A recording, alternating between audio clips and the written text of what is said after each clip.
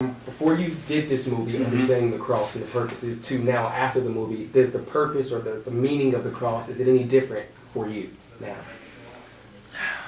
That's a good question. I would say you can't go through an experience like this without being changed. You just can't. And that what I realized from watching the movie was that all of our lives. You want me to tell them to be quiet? Hang on 1 second. Oh, 1 second. I'm trying to get to a good point here. It's David A.R. White. He's got a loud mouth. So, well, see, so the all of our lives. But the cross for me changed in that I realized that by watching this, that one small act can begin to change many acts. And that by sharing, so I'm a very private person. My faith is very private to me. Okay. But I learned, my character is trying to get people to, true belief requires action. Right.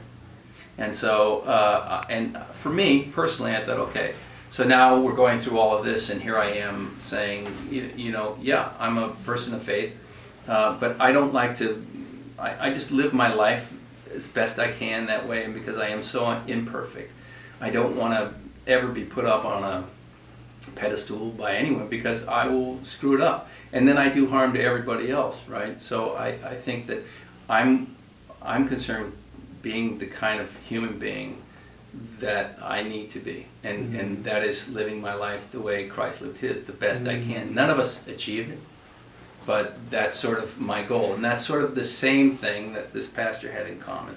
But I walk out saying that you realize that there are so many people who are searching for something, and that all you have to do is be there to either listen, to support, and it doesn't take that much, and they can learn just by watching how you live. Well, in terms of the business of Hollywood, at the end of the day, this is still a genre film. Yeah, right. Okay, and faith-based movies typically don't fare well at the box office. Right. Or are not, you don't get invited on Letterman or those Right, kinds of for sure. shows as a result of that.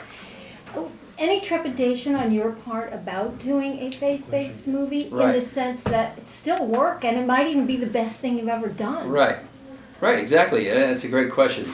Yeah, there is always that.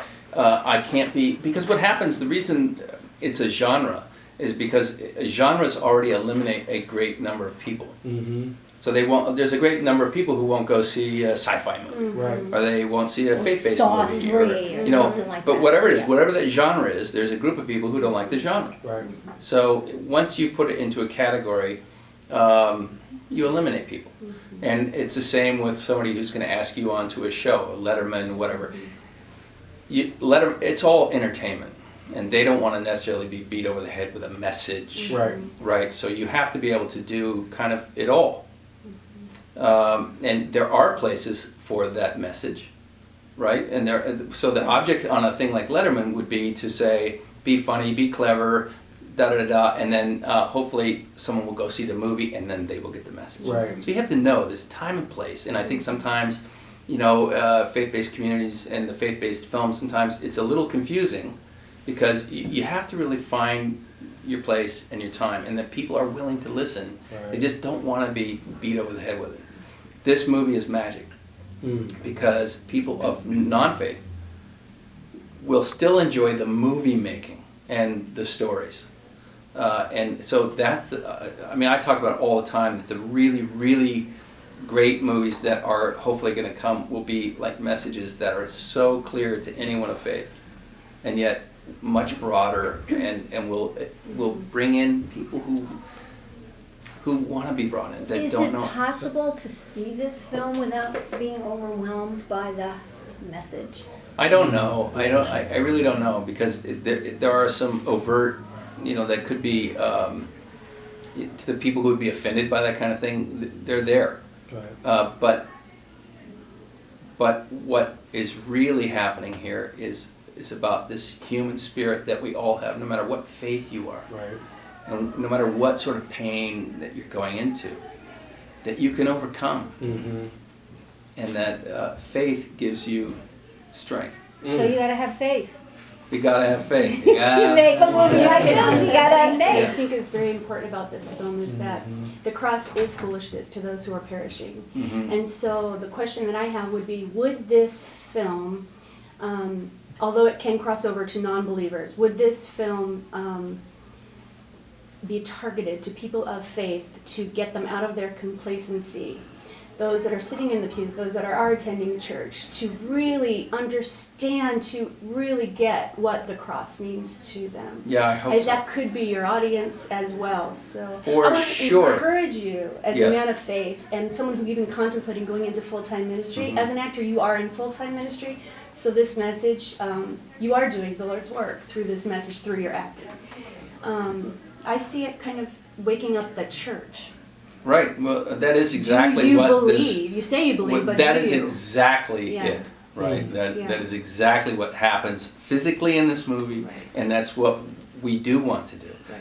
But also, because going to church really doesn't. Yeah. It's going to church, Mm-hmm. and you're Just being like surrounded by people Sitting like in a you. garage doesn't make you a car. But on the way to Yeah. church, you're driving by Right. a homeless person, Right. and we all do Right. every day. And you can't stop, and you can't take care of everyone, Right. but you have to acknowledge that they're there, and that they don't necessarily, perhaps, share the same views and values that you do, and maybe even not in the same faith, but they count, Mm-hmm. and that Jesus would have seen them, Mm. and they would have mattered to him. Wow. I think And it's so an that important is film what for you that reason. Yeah, you know? and you're right, and that is it. Mhm. So tell me this, out of everything, and I always like to ask this question because, again, knowing that you want to be a preacher a long time ago and playing this role, what is it that you do know for sure and that you would give back experiencing this film? When you're talking on the street or just knowing that you've done it, what do you know for sure?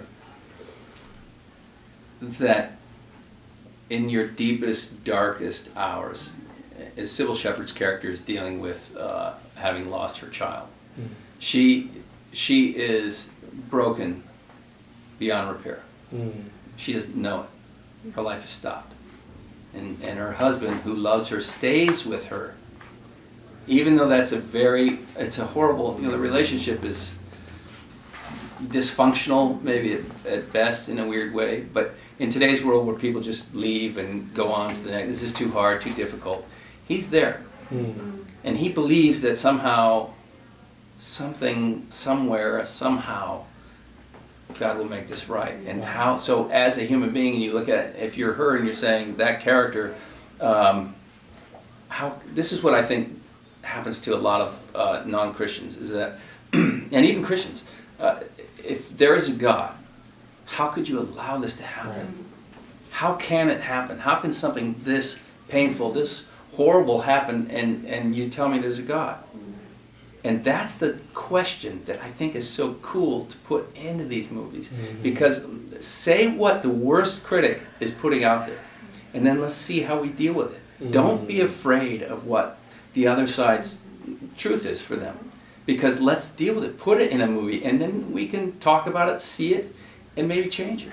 Mm. But I just think that for me, is that in your deepest, darkest hours, when you are at that place of, are you there? I mean, how could you do that? Right.